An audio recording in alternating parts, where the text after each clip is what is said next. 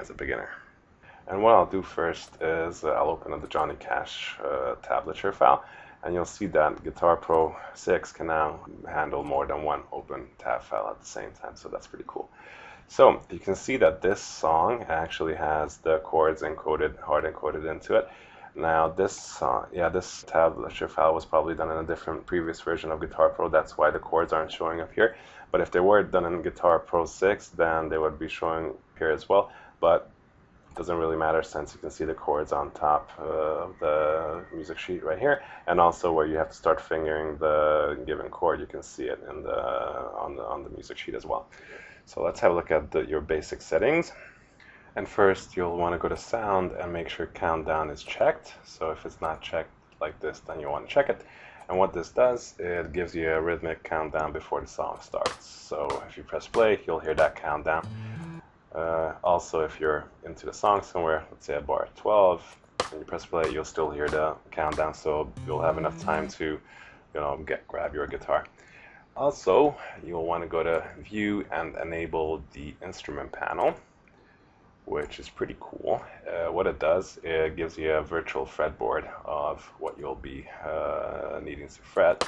So if you have it set to show beat plus bar, it'll actually show you all the notes you'll be fretting in that given bar, so you'll be able to prepare. And actually, I want to show you this on solo. For example, this Guns N' Roses Sweet Child of Mine solo. And this is where you can see how useful this will come in. You can actually tell what scale is being played or what arpeggio is being played by having Guitar Pro show you all the notes in that given bar. Okay, let's pause this. Let's head over to the Tools menu and the Digital Tuner. This is a digital tuner that's pretty useful. If you don't have one for your guitar, a hardware live one, then you can use this. It's pretty accurate. Also, if you press A on your keyboard, your chord diagram screen comes up, and you can get the fingerings and different voicings for every single chord you can imagine. Also, you can filter them by complexity, so if you can set it to simple, medium, or complex. If you're a very beginner, then just set it to simple or maybe medium. You can see that for C major, simple already has 8 voicings. If you set it to medium, you have loads, and if you set it to complex, then you have loads more. So just stick with simple or medium. Okay, another very useful feature, which I'll show you on the Johnny Cash song, is the Metronome, which you can enable by pressing this little quick link button right here, or you can enable it in the sound menu and Metronome. So if it's checked, the Metronome will be on. And what this does, if there's no if there's no drums track on this song, so if it's just Johnny Cash's guitar playing in this instance, you can enable the metronome, press play, and after the countdown, you'll still hear the metronome. So this is good if you have trouble keeping a sense of rhythm, if you're learning strumming. It really comes in handy. Now I just want to show you a couple of really useful things for learning songs. And for this, I turn the metronome and the countdown off and switch over to the Sweet Child of Mine song. And let's say you want to learn the first 2 bars of Slash's intro solo. You can actually highlight this by dragging, left click and drag, just like you would any normal document. And you can press this button and enable the simple loop, and it'll actually loop the first 2 bars or whatever you had highlighted. Now that was an infinite loop. You can also tell the Guitar Pro to decrease the beats per minute of that of the highlighted part of the song by pressing this button and type, let's say, 90, apply and OK. And if you press play, you can hear that the tempo is much slower. There's another very useful feature. I'll just set this back to the original 127 real quick.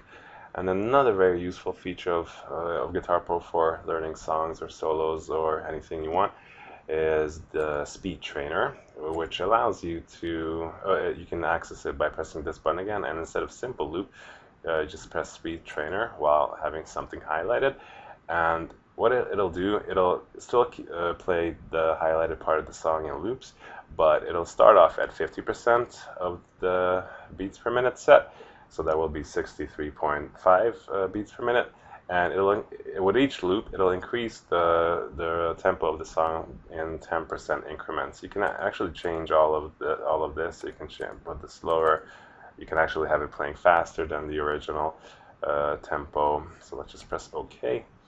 And as you can hear, this is really slow. This is playing at half of this, so 63.5 beats per minute. And now this time around it's 10% faster. I don't calculate how fast that is. Now it's another 10% faster. So that's really useful for increasing your speed, your plucking speed, and just really improving your technique. And also, I don't know if you noticed, but you can use these Guitar Pro tab files as backing tracks. So let's say you want to play along as a slash. I'll just go to bar 8 where the other people are playing already, where the band is playing already, and I'll just press play. And with the volume set a bit higher, you hear slash a bit too much to use it as a backing track. Well, just set his volume level down lower. You can still slightly hear him, so you'll know what to play, and obviously you can see the tablature as well. But you have all the other tracks playing as well, so this is a really good way of using these Guitar Pro files as backing tracks as well. One more thing I want to show you, especially if you want to use these files as backing tracks, how you can export the sound given by Guitar Pro. Just press File, Export, and as a WAV file. This is an uncompressed audio file, just like you would find on a normal audio CD. The file size will be slightly larger, but you can actually upload this format to your iPod, for example, and it'll play. If you want to convert the WAV file to an MP3 afterwards, then you can do that as well. And since you're exporting the audio, you can also export the tablature as well. Just go to Export. You can export it as a PDF document, as a PNG, and you can save it as a picture, or you can actually print this by pressing print, and you'll have the music sheets with you wherever you go. And for the last part of this tutorial, I'll just show you how to get these tab files. You can download them from basically any site, so a whole bunch of sites where you can download these Guitar Pro files from. So let's say you know which song you want. For example, Nothing Else Matters, Guitar Pro. Yeah, press enter, and you're giving a whole bunch of options. For example, this one at TheGuitarLesson.com, and you can just press download, and you'll be able to download the tab file really quickly, and that's pretty much all it takes. So I hope you had fun. I hope you learned a lot, and if you were having difficulties using Guitar Pro, then you'll be able to make the most of it from now on. Okay, so thanks for being here, and I'll see you in the next tutorial. Bye.